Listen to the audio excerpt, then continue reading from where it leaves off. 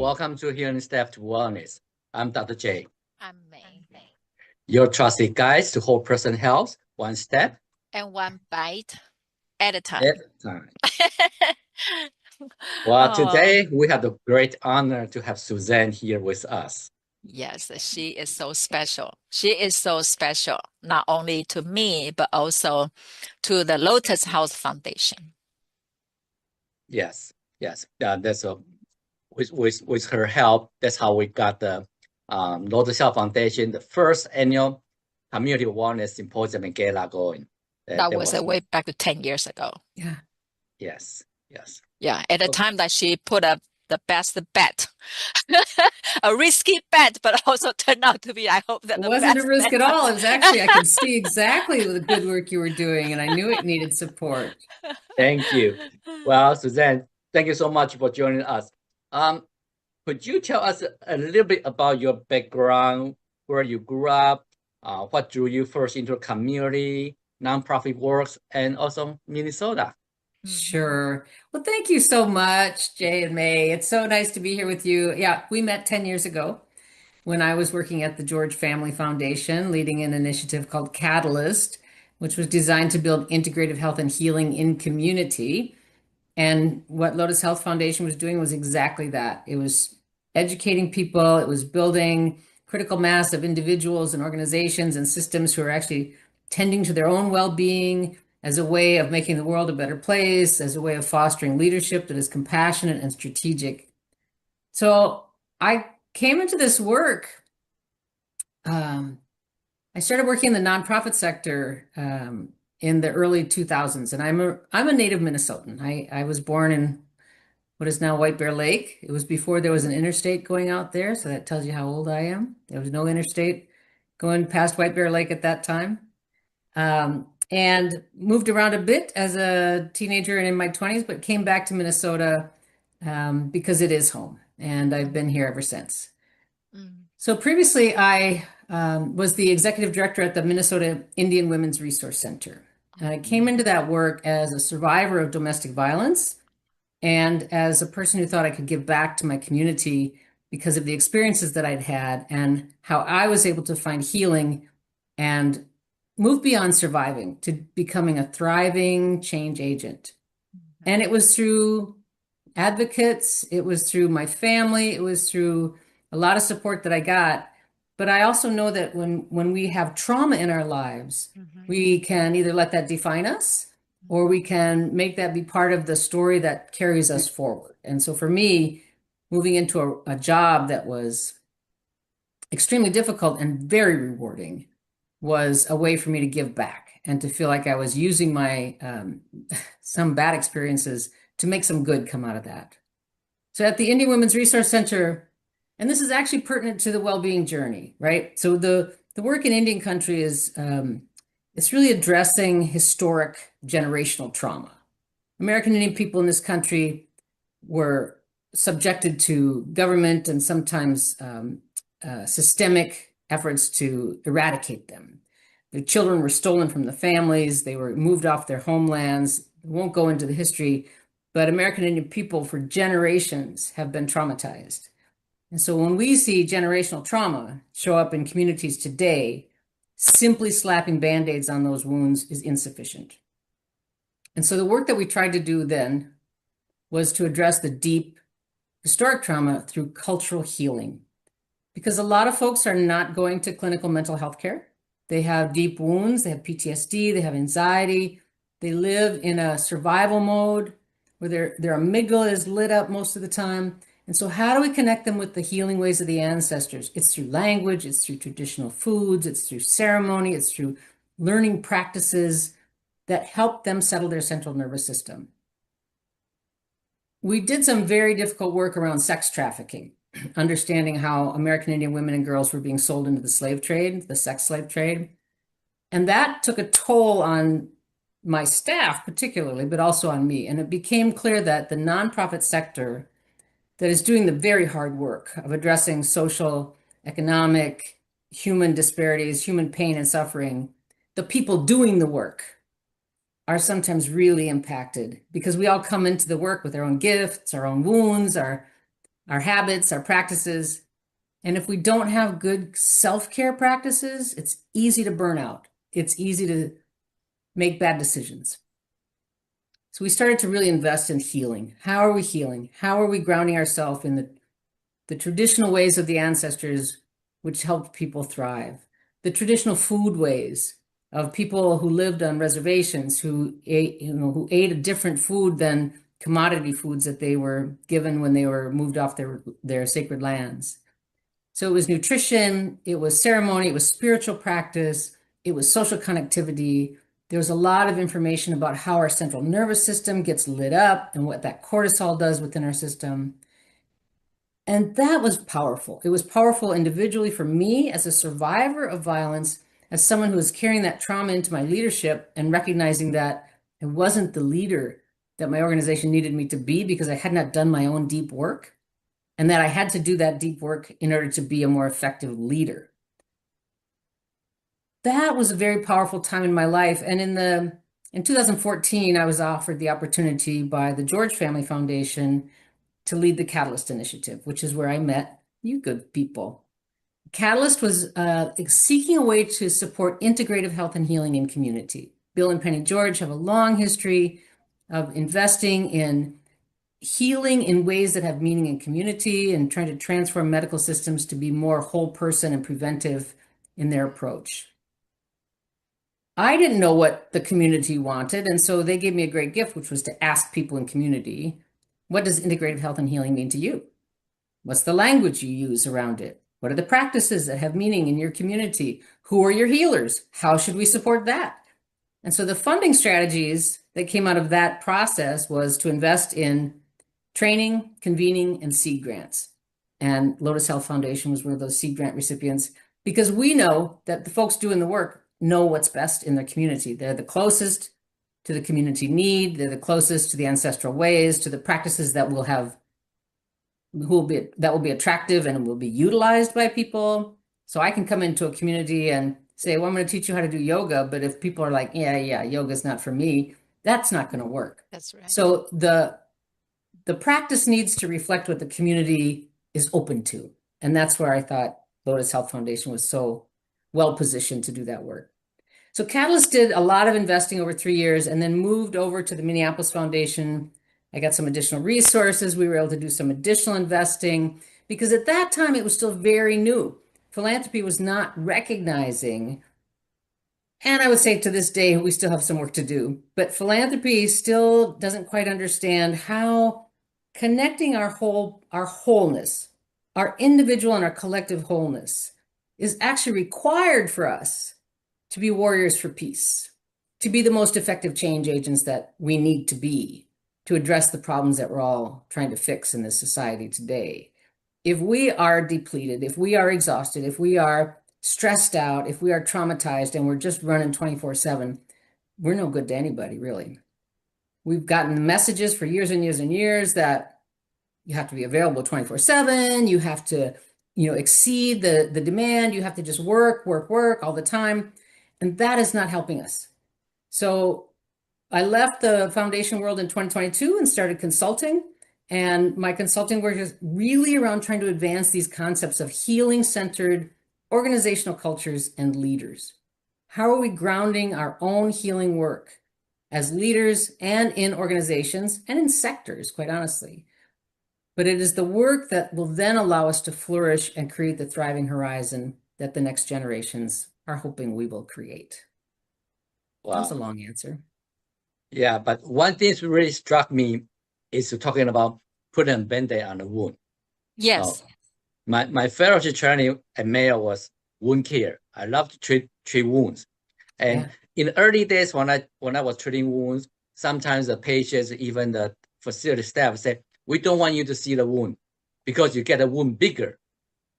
I said, well, if you don't open up the wound, how do you heal it from within? You cannot just put a Band-Aid on top to try to heal the superficial wound. Now they have a better concept now, though. So it's very acceptable that we open up the wound. So, but the question is not just open up the wound. What are you going to do after you open it up?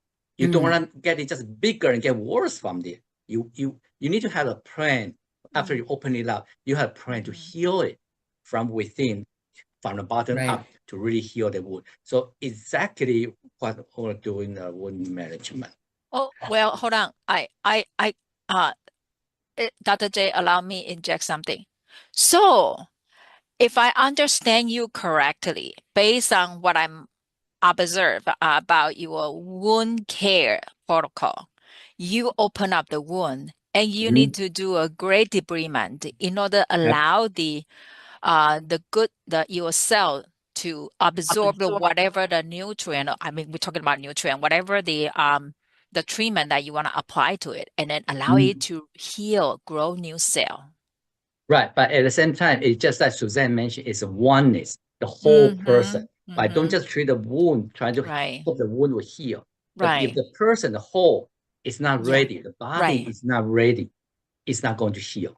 So you have to look at the circulation, measure they're eating good, measure diabetes control, anything like good nutrition, good exercise, good sleep, everything, just the whole thing, not just the wound itself. Wow. Yes. Suzanne, what is your answer? So, and I will first say that I think the medical system that we have in place today is fantastic in many ways. If I break a leg, if I have a heart attack, I want to go to the hospital. Like there's a huge role that clinical systems provide, and preventive screenings. There's a wonderful array, but we have created a medical system that is all about treating disease, not promoting wellness, because there's no financial incentive in the business model, right? So it is up to us. We need to educate ourselves, and the wounds are often invisible. And many times I think in the medical system, mental health system, social service system, because of the revenue streams, let's talk about Medicaid, for example. If a Medicaid billing is not sufficient to cover the cost of the service that you're providing, you have to have quantity, not quality. So you have to see more patients, which means if I come in with a complicated mental health issue, if I come in with a problem that's not easily resolved, I may or may not get the best care. So what we see happening in many cases is folks who are on Medicaid, who are on public assistance programs or don't have insurance, they are expedited in many ways. In many cases, it's simply due to the cost involved, and may not receive the thorough, sort of exploratory, like, what is the source of this wound? I'll give you an example. I funded a program while I was at the George Family Foundation, and I still try and connect resources to many different programs doing good work like yours. And it was working with Somali women who had come from refugee camps. And there was one woman in this group, and they were teaching them about nutrition, about prayer as a way to settle central nervous system, about movement, like let's go to the mall and walk, all the ways that they can tend to their health. And one woman in the group had persistent heart problems, and she would go to the doctor and they'd put her on medication, and she'd go back to the doctor and she'd get more medication. And she was on all this medication. And finally in the group, she's opened up one day about what happened to her children in the refugee camp. Her children were taken from her. It's a horrible story. But once she was able to open that up, like she opened that wound, she debrided the wound, right? She shared in a trusted, safe place with supportive people who were able to tend to her in the way she needed to be tended to. Her heart pain stopped. So she had heart pain because of her children's absence. But the good news is that the group was then able to tap into some connections, and they found one of her children. They never found the second one, but they did find one of her children. So that's a wound. It's not diabetes. It's not a broken limb. It's a soul wound.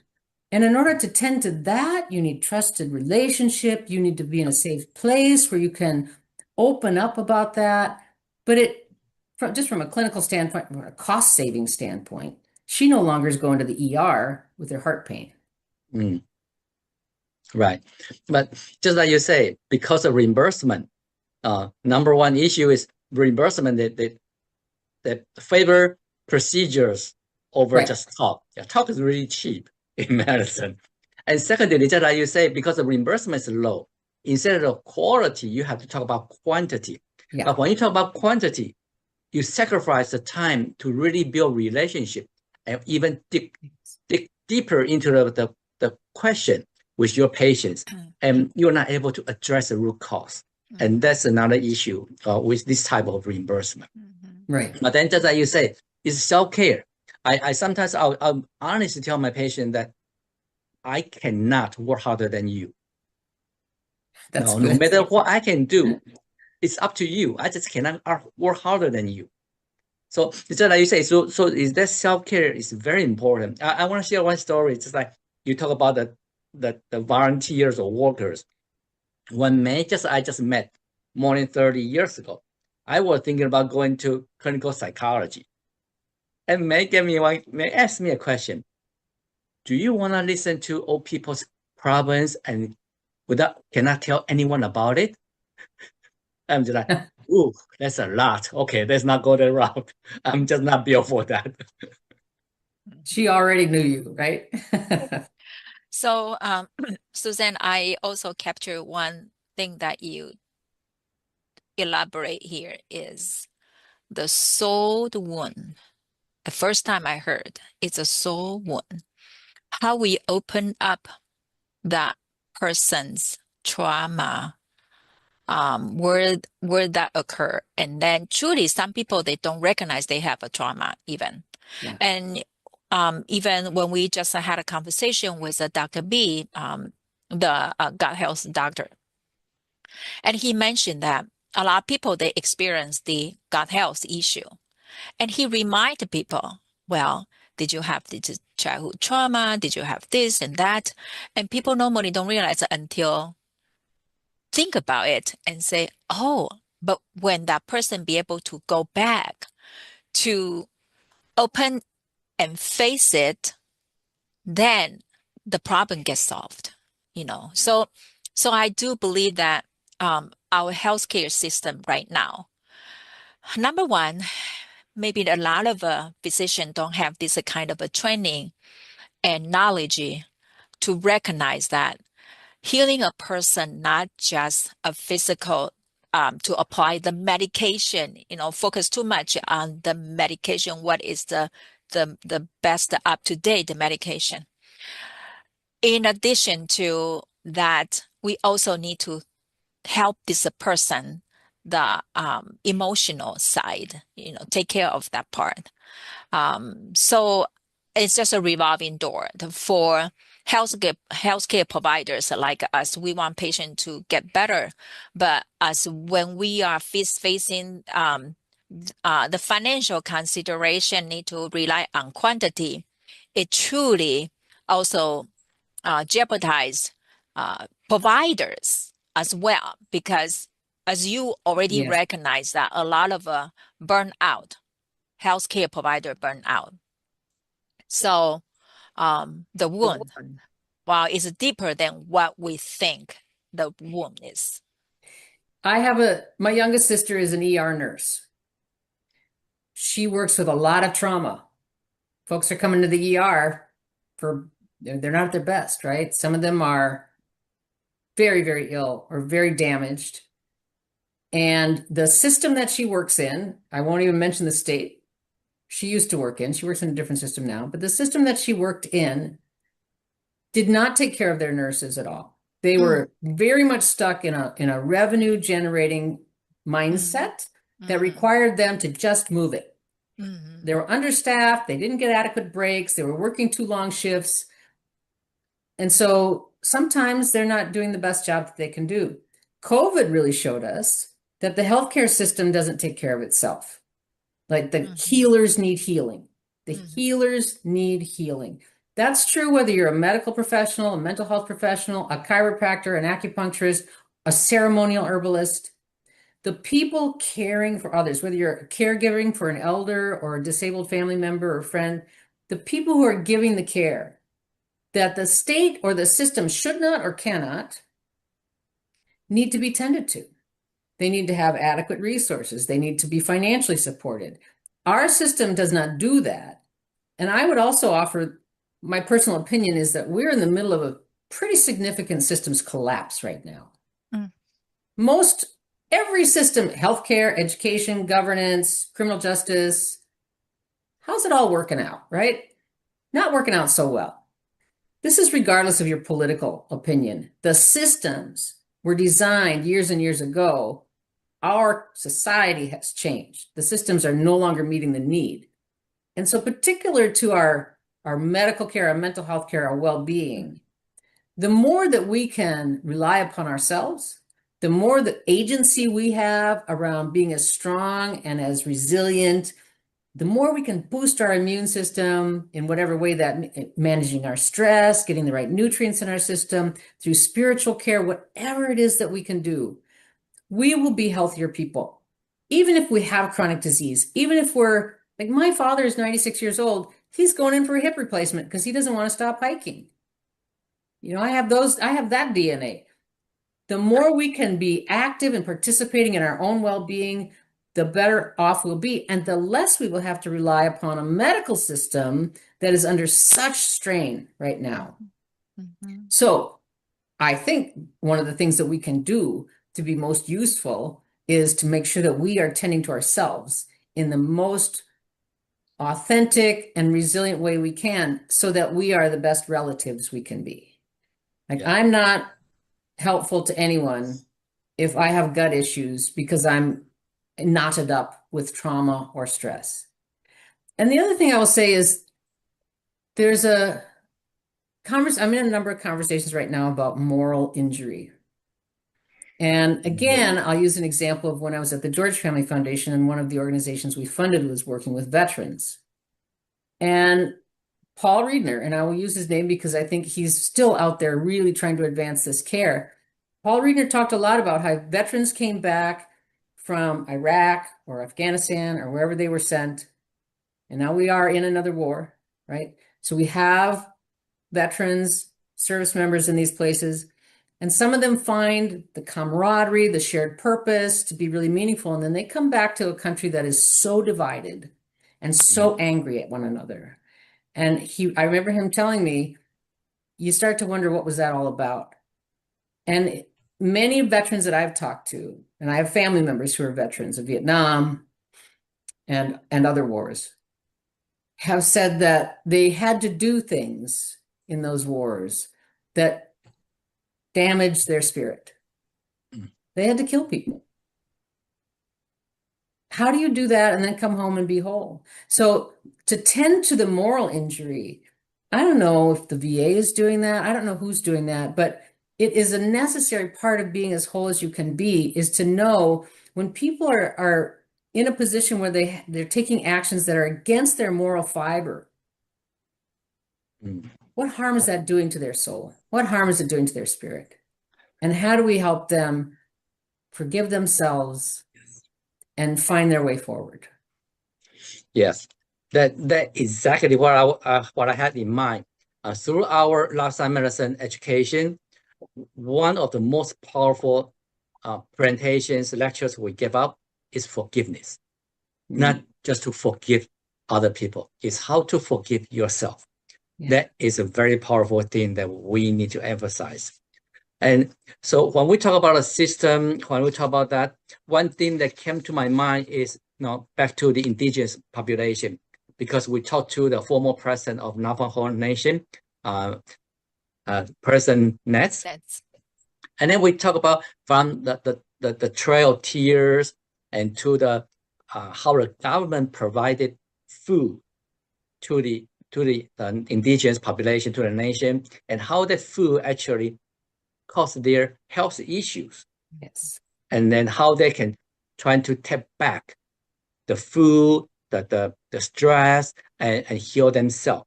But it also led to my curiosity how you got into the indigenous community. Well, my grandfather apparently was a French Canadian and First Nations Abenaki man. Now, I never knew him. He died when my mom was a baby. I had a lot of family stories who would tell me these were Indian people from Quebec. I went to Abenaki Reserve. I asked them to help me, can we find anything? What they told me was that a lot of people in the 1850s, when my ancestors were living in that area, they registered in the census as French Canadians because there was so much racism. Mm. And then my great-grandparents had migrated into the New England area, which is where my grandfather was born. So I knew I had this connection. I can't prove anything. I don't have any documents. But my grandmother, my great auntie, I would hear these stories from them about, oh, your grandfather was an Indian man. He came from Quebec. So I felt a connection to that. And when the Indian Women's Resource Center opportunity came up, I was very clear about who I am and who I'm not. And that was both a blessing and a difficulty at some times because I was not from the community and I'm not an enrolled tribal member. And for some people, I should not be there. But I also relied heavily on my board and my staff and the community to say, you're doing a good job, and so stick around. And when the time is right, then you will leave. So I've stayed connected to the community very much because I also feel very blessed to be part of the connections to the community. I still work with the Birth Justice Collaborative, which is a American Indian and African American project that started in 2000 and it was in 22. And it was partnered with Hennepin County to improve maternal health outcomes for Black and Native families. American Indian and African American women have the worst mortality rates in the state. In a state that has pretty good outcomes for most white women, Black and Native women still have very poor outcomes. The causes are complicated, but there are a lot of the reason is rooted in the historic trauma and the structural racism. There's a history of forced sterilization in both communities where medical systems would, without consent, without permission, would sterilize young women, right? So there's a lot of historic, systemic contribution to the problem we have today. And again, as I started out by saying, we cannot just put Band-Aids on these wounds without acknowledging it, without trying to rectify it in the ways that the community identifies, not necessarily the way that the system identifies. We'll never change anything. So for Native people in the cities, the urban Indian population in the Twin Cities here is one of the largest in the country. Nationally, I think 70%, 60 to 70% of enrolled Native people do not live on their reservations. They live in the cities, towns, where the jobs are. That's also an outcome of forced relocation programs from the 1950s. But the community here is very strong. It's very resilient. And it also has some of the deepest wounds. A lot of the encampments that we hear of, these are disproportionately Native people. Drugs are killing Native people every single day. At the same time that the federal government is cutting programs for drug treatment. So again, we have what the community sees as the need, and then we have what the system is doing. And ain't nobody coming to save us, right? So we have to find the ways that we can take care of one another. We've seen this amazing thing happen here in Minneapolis with the Metro Surge, the occupation of the Immigration and Customs Enforcement. So whatever you think about that, there was great harm done to families. 2 people were shot to death. Citizens were scooped up, taken down to the Whipple building, denied their civic rights. But what happened, the good news is that people saw the need to care for their neighbors. People saw the need to tend to our community, that sort of mutual aid. Do you have enough food? Do you need a ride? People weren't going to their medical appointments. They weren't going to school. They're still not going to work. Businesses are closing. But people begin to look out for one another because we know that together we have to take care of one another. And so that gives me a lot of hope. I'm very proud of the way Minneapolis stood up and hope that this sense of sort of mutual responsibility doesn't just go away. That was a lot. That was much more than you asked for, wasn't it? Well, it's it's very deep, Suzanne.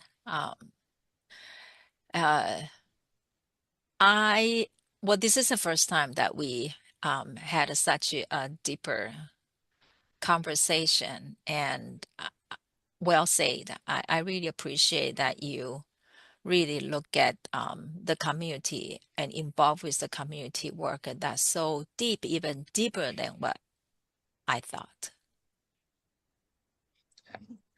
I think last summer we did a project in the Twin Cities. We were doing the lifestyle medicine education to a group of people who were really released from prison. So they were mostly just addiction issue. And among a group of a bit more than 10 people, there were 2 from the nations. One was, I believe was from the vocabulary. Yeah, so there were 2. And one of them actually told me that he had been in prison since he was 12 years old with all those issues.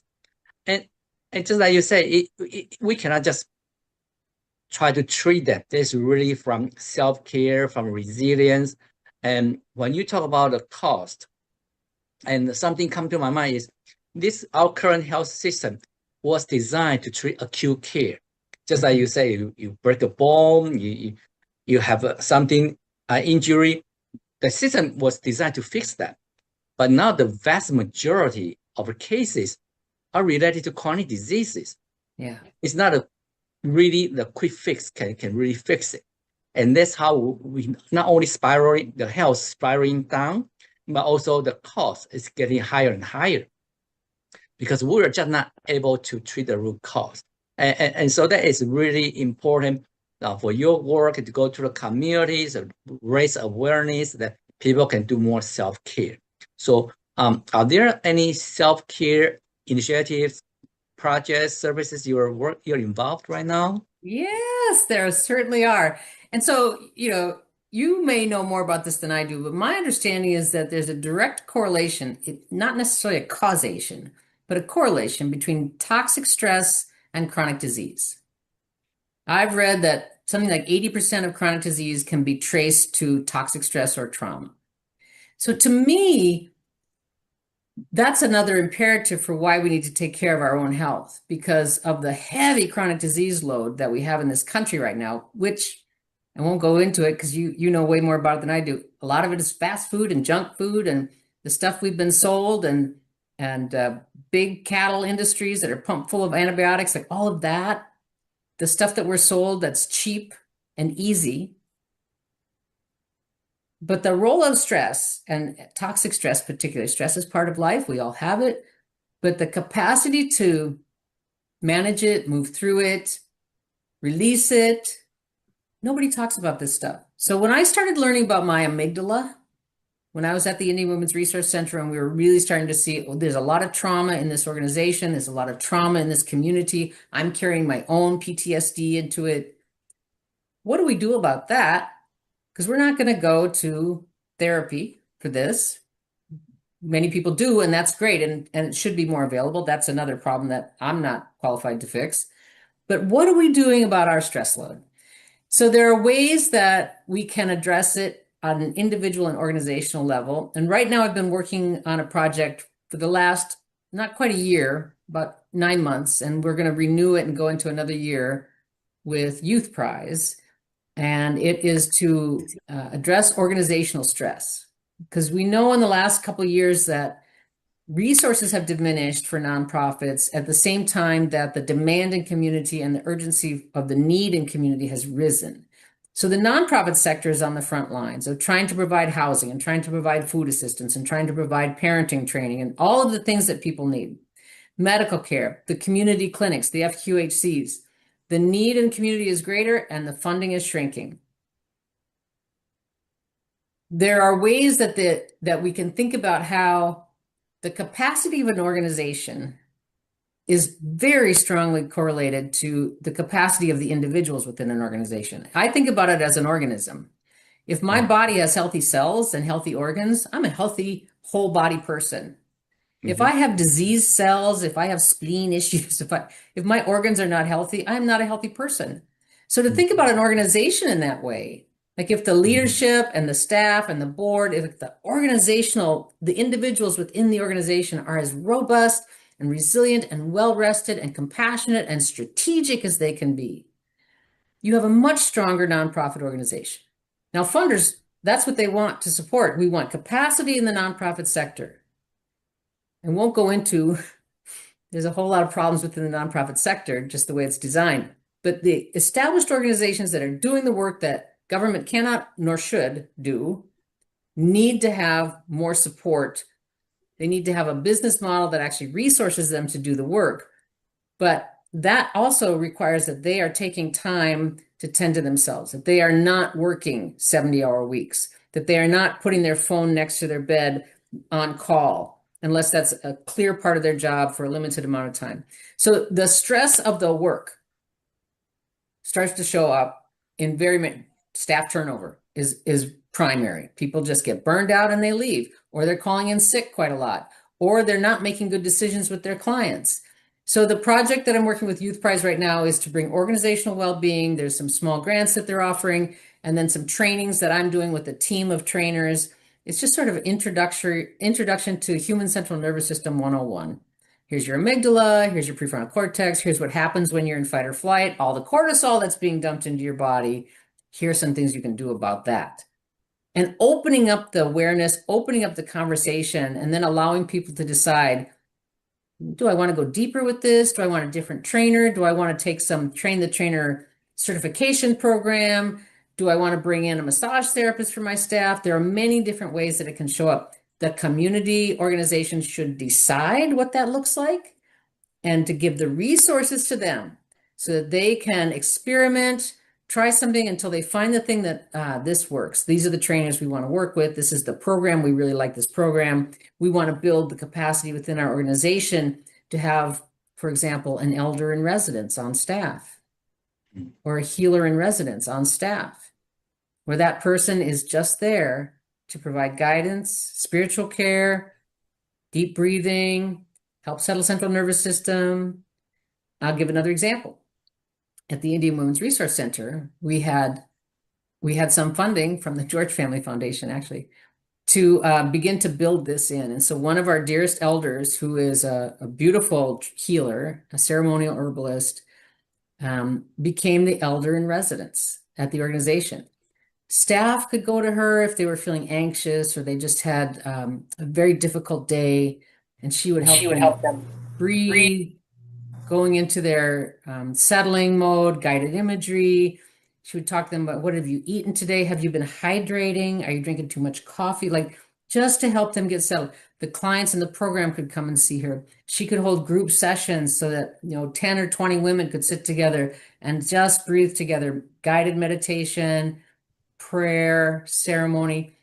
The community could come in and see her. So that was her job, to do that. So that's just one of the things that's happening here. There's a lot of other work happening. I don't want to take up the whole time just with that, but I get very excited about the possibility of investing more in just helping the organizations on the ground doing the work to do more of that, to do more of that healing work. They are then going to be more resilient. They are then going to be more able to take on more work. They're going to be more creative problem solvers. They will be strategic. You cannot be strategic if you're in your fight or flight mode. Mm-hmm. Right. Mm-hmm. Stress is a huge issue in our current society. And yeah, that's a big one. And I'm also glad that you mentioned about the brain, those executive decision-making process. We need to make sure our brain is really healthy. And there is an organization in Rochester talking about drug addiction to the youth, to the kids. And I was listening to her talk a few days ago, and she had a very good example. He asked, how many of you were learning swimming? How many of you were teaching your kids to swim? Because you don't want them to drown. You don't want to drown. But how many drowning deaths in Minnesota last year? 55. But how many deaths from overdose in Minnesota last year? 900. Yeah. So why are we focusing on swimming and ignore or not seeing the other big issue? But that's all a lot of them is coming from information and how you make the executive decision. So the brain, frontal lobe, that's very important. It's part of our lifestyle medicine education too. So yes, that's a pretty good area we have to focus on. But I think we're sort of on the cutting edge still. Like when I started doing this work at the George Family Foundation and met you, and you were doing this, so there's more people now in this space of recognizing that we need to work together to tend to one another, to tend to ourselves so that we're more effective in our work. But there's still a lot of work that needs to be done, educating people, advancing this as a priority, making sure that it's not seen as a luxury. So I think the more of us that are doing this work and the more we're talking about it, like this podcast, any way we can to get people to think differently about the importance of being as whole as you can be, so that you may be the most helpful, the most strategic, the most compassionate, whatever your role is in your life. Yeah. I think it's even in the ancient Chinese teaching, the first thing is taking care of yourself. Not only you will be able to help other people, but at least no one needs to take care of you. Yes, yes.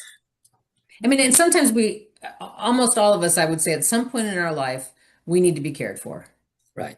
But I use the imagery of a herd of bison, which my teacher shared with me, and it meant so much to me, and I share it a lot.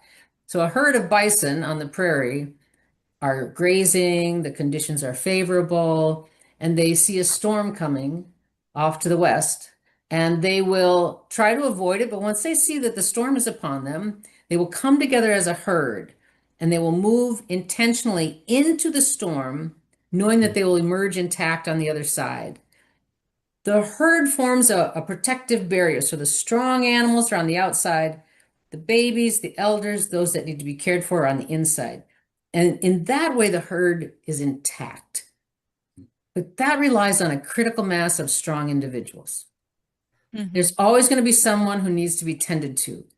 Maybe it's me, maybe it's you, but we need those strong individuals. So to me, this is an imagery that combines the individual healing with the collective healing. If we are to be a robust society, or we think about it as an organization or a community or even a family unit, it requires strength at some level so that those who need to be tended to and cared for can actually get that support that they need. I like the way that you describe that right now, the healing, whether it's emotional or physical healing, that it should be the individual and collective healing work together. And that is the reason we feel like, it's great that we treat one person at a time, give them attention at an exam room. However, there are so many people out there that need to hear all this information, how we can bring bigger impact, more efficient. And that's what it takes. Organization, the strong leadership as a group, like a board member, as you mentioned, is so important to have a healthy board, the board of director, to lead the organization. So that's why it is kind of a bitter and sweet that when we have the nonprofit organization Lotus Health Foundation to work on the community of wellness initiative. 10 years ago, when we didn't know what we were doing about this, we don't know where will that take us to. But over a period of time, we gradually seeing people from the medical world, from the community, they start recognize the importance of this work and they join us. And so that's the rewarding part. That's what I kind of experience to share. But of course, we all have our challenges. So we just have to press it and then finding the joy and purpose.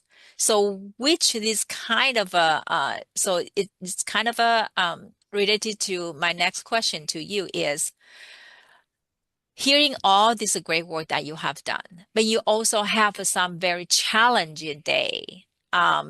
You face the difficulty. How do you find yourself to pick yourself up, give yourself a more kind of motivation that this is worth my time. I'm going to keep working on this? That's a really good question. I have, over the last years, maybe a dozen years or so, really developed daily practices to keep myself grounded. Now, I miss days. Sometimes I miss a week. If I'm traveling, I don't sit in meditation. I don't often practice my Tai Chi. Sometimes I eat crap and I shouldn't eat it. Like, that's just the way it goes. But I have good practices and I have good teachers. And I surround myself with love because it is what is required to carry on these days.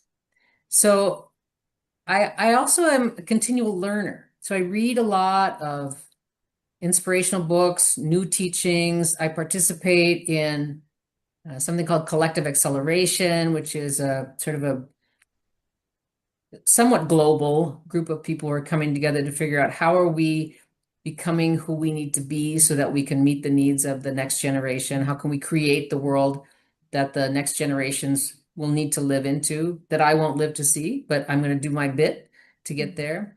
So I'm guided by purpose. And as I've gotten older, I have really begun to know what is the energetic gift that I get from my work, and what do I just not need to spend time doing anymore, right? To make the choices get sharper as you get older. And I really make choices around doing the work that is meaningful to me, that I feel is useful in the world, that can help someone else. And I don't get involved in drama. I don't take on projects that I'm not well suited for, because that's just an exercise in futility and I get tired and crabby. So I make good choices. I try to make good choices.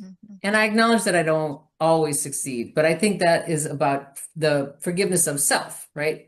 Sometimes I mess it up and sometimes I get it right. Yeah, it's just like me. I have very good supervisor. No, that's how it goes. But I bet I know who that is. Dr. J, we work together. I always come after you because the cooking always come to second. Yeah. Okay. So I think that the main point is we need to have a good self-care, take care of ourselves. But then it's the purpose, why you want to take care of yourself, why you want to wake up in the morning. So it's just like when you mentioned about your 96-year-old father, and it reminded me a patient I had. I was talking to him and he was telling me his history. And when he turned 100, he just suddenly feel weak. He didn't know what was going on. So he went to see his primary care doctor. And the doctor said, you need a pacemaker. And he told me that he just looked at the doctor and said, what are you waiting for? He just want to keep going. Not so much life in front of him. He just want to keep going. That's a spirit we really need. You know, aging it presents a whole different set of challenges. And I think when you're young, it's easy to carry on, to party, to burn the candle at both ends, to do all that stuff. When you start getting older and all that catches up with you, all those injuries that you were crazy doing stuff, and the need to really tend to your brain and to make sure that you're as cognitively sharp as possible. This all starts earlier in life. And most people aren't aware of it. When they're in their 20s, they're in their 30s, they're busy raising a family, getting ahead in their careers. They have other priorities. And somehow the message needs to reach them that what you do, the seeds that you're sowing right now are going to come around. And the more you are protecting your own health and being as strong and robust as you can be, it will pay off for you in the end, because you don't want to end up in a debilitated state when you're older. I look at my dad and he's out hiking and the mountains, and he works out in the gym, and now he needs a hip replaced. He's like, well, yeah, let's get the hip done because I got hiking still to do. Snowshoeing is coming up next year. We didn't have any good snow this year, so okay, that's it's just like you say, the kids in their 20s, 30s, they're having a good time or best time of your life. They don't know what's going to happen next. But at the same time, I just couldn't imagine you having parties and anything like that. It's just hard to imagine. Well, Well, one thing I do want to mention that Suzanne, I want to rephrase that you mentioned about the love, surrounded by love. And that is so important as when I remember when we went attend your several convening couple years ago in the Twin City. Mm. And one thing really touched me, gave me a big impact is you normally intentionally to design uh activity to have a round circle, to have a group, form a round circle and then to turn around, say nice thing, one thing nice to your neighbor, and then pass on, and to have the hug and touch, and that human touch make a huge difference. And it just sometimes just makes your nerve kind of ticklish. It's just like, wow, so nice that just get a nice shock by the love. So I want to acknowledge that. I'm That's so glad article. you read. Those were Marnita's table events that we Yes. held, and that she's still doing great work, bringing people together across race, class, identity, connecting people in such a beautiful way around food, around, shared humanity. But I think part of the problem is our phones, right? Disconnect. Yeah. We are so, people don't talk to one another. They don't sit down for a meal together because the technology has taken over. So we have to be intentional. Yep. And I think this, our brains are wired for survival. We are human species. We're wired to survive. And so we're always scanning for the threat, scanning for the threat. Where's the bad thing?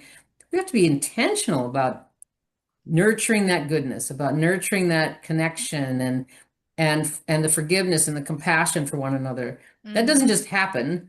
Well, for some people, I think it's easier than others, but many people it needs to be intentional work that we do, developing a discipline around it so that we actually have it as part of our daily experience in some way. Yeah. Yeah.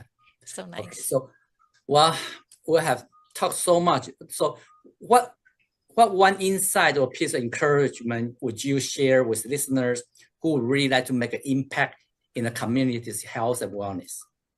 Well, I would say if you are connected to the Lotus Health Foundation, if you're in Rochester, you should be connected with these good people because they are doing amazing work.